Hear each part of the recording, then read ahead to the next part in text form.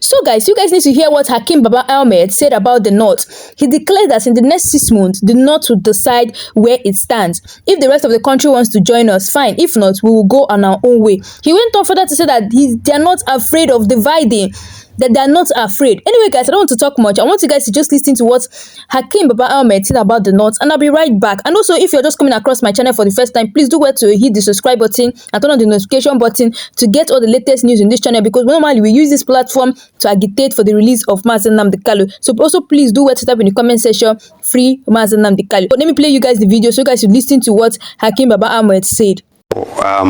Everybody is now talking about we want out, either we want out of Nigeria or we want some Nigerians out of our territory. We want sovereignty, we want out of the union, we have to have this or we leave. We've never had this kind of clamor before. For as far as the North is concerned, we watch this, we worry, because we've been this road before. We know how dangerous it is. The North is not the custodian of Nigerian unity. We have played our role to keep this country together.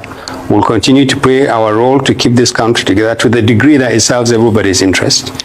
We see a situation where people single out the North as the only target and the only obstacle to their desire to continue to be outside Nigeria or to be in Nigeria, and we reject that role. We have issues with Nigeria. We have very many problems with Nigeria. We would like to sit with other Nigerians to discuss them if they're willing to. But what you see is as we said in the statement, is the capitulation of responsible opinion. People who should say, when people like Sunday Igboho and irredentists from the southeastern part of the country, or even from the south, when people like that speak glibly about, oh, we want this republic, we want that republic, we don't want to be part of Nigeria.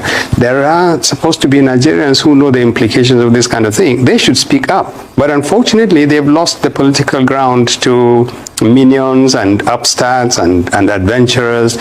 And frankly, to be honest with you, people who are no better than the thugs and the bandits that are terrorizing everybody in this country. Those people are now occupying the center stage, and they're speaking language that scares everybody, including the politicians who have abdicated their responsibilities. And now we're beginning to see politicians who are now aping these upstarts and these adventurers, and just see what is coming out of the Southwest now. This is supposed to be one of the most enlightened part of the country. Quite possibly the region with the biggest stake in the continuation of Nigeria, a enlightened community that has always said it is in the front, it is progressive, it can find solutions to the rest of the country. And the leadership in the Southwest is speaking the same language as the politicians that their ineffective leadership and the ineffective leadership of the country at the center is creating. And this is a real threat. So yes, we are worried about these languages. We know some of them are being targeted at the North. We are quite capable of defending our own interests, and we can speak our own language. But we don't want a situation where the North is adding to some of these rhetorics, because clearly we need to bring down the temperature. We need responsible people to speak. And in our statement, we appealed to responsible Nigerians, don't yield this country to brigands and lawbreakers and people who are only relevant when they threaten Nigeria. Don't allow it to happen. But it appears as if we might have lost that battle. Well, Dr. Baba, it may not be true to say that, certain voices in the Southwest have not been speaking up. On this program, I've had to say, well, secession is a different thing from self-determination. While self-determination may be a legitimate thing within a federal context, when you talk about secession, that's an assault on the sovereignty of the country. And some illiterates, have been attacking me on social media. And I also made a point here that there is no proof that there has been a referendum among, the people of the Southwest that they want to secede. However, that's another thing entirely. But what do you think of the whole idea of self-determination as different from secession? And then I don't think it's also right to make the North look like a victim, as you put it across. FUNAM, a group called the Fulani National Movement, they came out and they said they were responsible for the attack While we have people like you who say, yes, Nigeria, must remain the way it is, there are also other people, other forces. What is the Northern leadership itself doing to rein in such people who are perpetually, attacking and provoking that resistance to the North? Let me correct you, Doctor. First of all, we never said Nigeria must remain as it is. The North wants a different Nigeria. The North wants Nigeria to address its weaknesses, its challenges, its problems. Nobody is happy with the way Nigeria is. Our security is not working. Our economy is not working. The way we live with each other is not working. We do not want to keep Nigeria the way it is. It doesn't serve the North. In fact, we are greater victims of what Nigeria is today than any other part of the country. They may not believe this, but we are Northerners, we know the situation. That's one. Two, regarding the statement by a group called FUNA, I mean, my reaction would be, please find these people and bring them. In the name of God, find these people and bring them. Until you do that, it's, as far as we're concerned, there's words that are printed on a piece of paper, and anybody can claim responsibility for that. But we would love these people to be arrested, to be paraded, and to be identified as Fulani, people who are genuinely said, yes, we're fighting. And find this Funa, whatever they are, and bring them.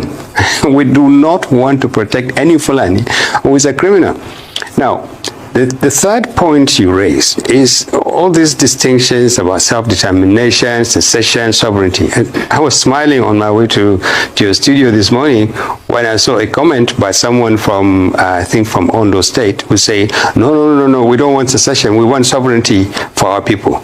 I mean, the sad thing about this is that this is how low the debate has descended.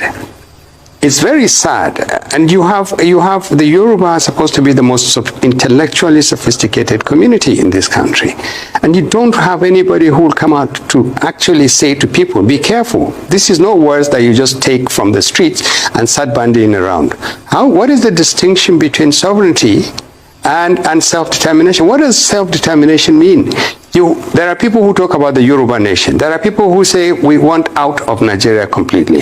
There are people who say, no, we want self-determination. Everybody wants self-determination. A federation is actually an expression of self-determination.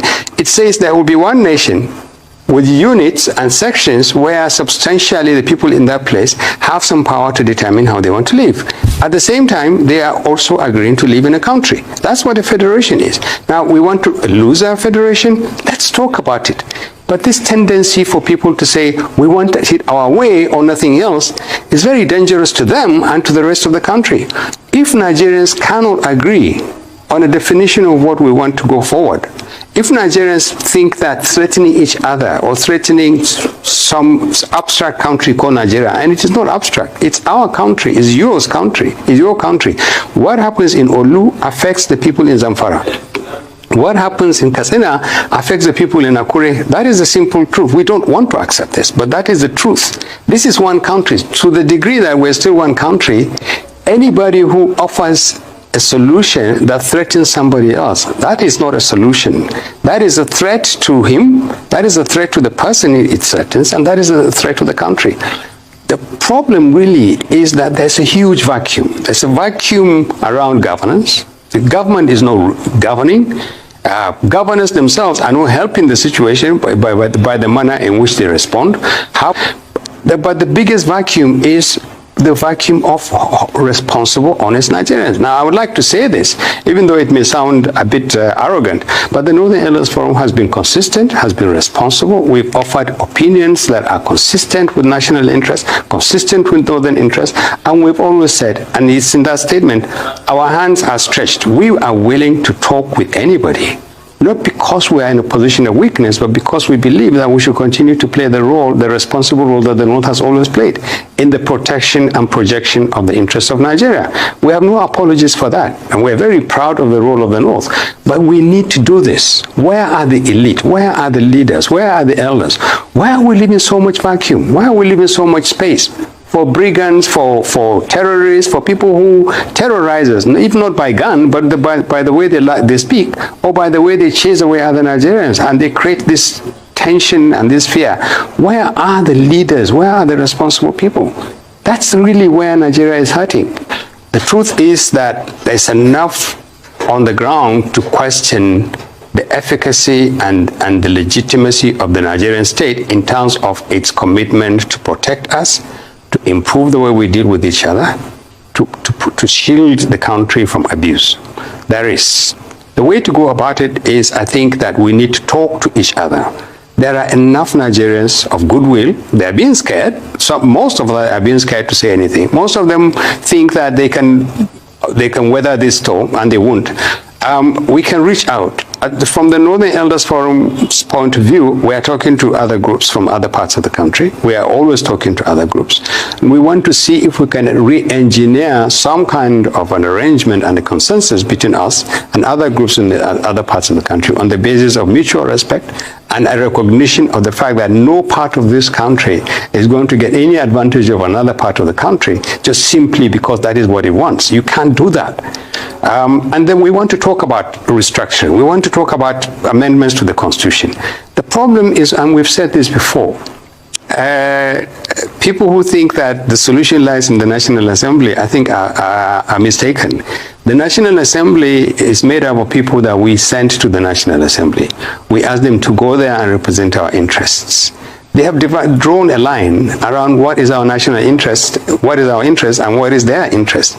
It doesn't appear to be their interest that they can actually exercise a decisive amendment to the Constitution to the point where it addresses at least the most minimal requirement. How do you address the issue of security, for instance? So guys, I'm sure you guys have listened to what Hakeem Baba Ahmed said about the Northerners. So guys, that's all we have for today. Let me know your thoughts below. And also, if you know you're new to this channel, please don't forget to click the subscribe button, like and share, and turn on the notification bell to be getting all the latest news on this channel. And please do what to type in the comment section, free Nnamdi Kanu, because we use this platform to agitate for the release of Master Nnamdi Kanu and to tell the Nigerian government that this man is innocent and he needs to be freed. And if you're coming across this channel for the first time, please don't forget to hit the subscribe button. It's not going to cost you anything much. Like I always say, it won't cost you anything to hit the subscribe button, turn on the notification bell to be getting all the latest news in this channel. So guys, thanks for watching.